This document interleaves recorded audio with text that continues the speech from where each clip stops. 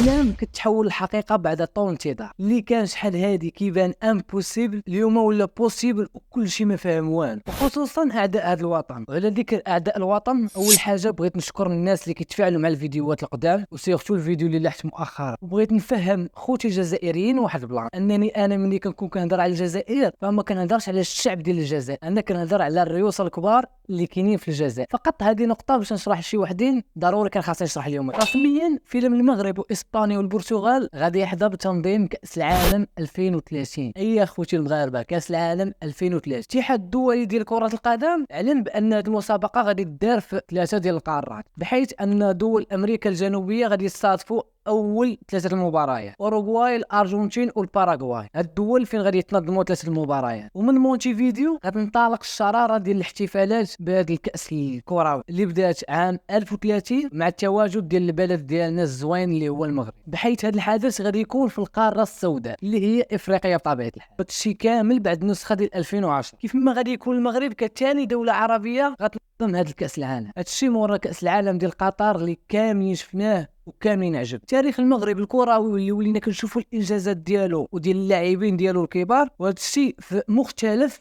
ديال الرياضات اللي كاينين هنا في المغرب وفي كرة القدم بالخصوص. وهذا العامل المهم هو اللي خلى المغرب يحصل على اصوات اكثر من اسبانيا والبرتغال. يا سيدي المجموع ديال الاصوات ديالو كانوا اكثر من اسبانيا واكثر من البرتغال. الا جمعتيهم بجوج وما غاديش يعطيوك اصوات ديال المغرب. وهذا الفضل كيرجع للتاهل ديال المغرب لكاس العالم ديال 2022 من بعد تغلب ديال الركراكي والوليدات ديالو على فرق كبار كاسبانيا والبرتغال وغيرهم الكثير. والتجارب ديال المغرب الناجحه في استضافه بحال هذه المقابلات او لا بحال هذه الاحداث وصلته للقمه وخلاته انه يكون مؤهل باش يستضيف كاس افريقيا 2025. والخبر اللي غيصدم المغاربه هي انه غيستضيف كاس العالم 2030. الموقع الجغرافي ديال المغرب واللي كيخليه يكون هو القلب النابض اللي كيجمع بين القاره الاوروبيه والقاره الافريقيه، خصوصا المسافه اللي كاينه بين المغرب اسبانيا والبرتغال. الى جانب هذوك التيرانات اللي كاينين في اسبانيا اللي واعرين بحال البرنابيو الكامب نو، والتيرانات اللي كاينين في البرتغال، المغرب حتى هو كيعزز البنيه التحتيه ديالو وبدا كيصوب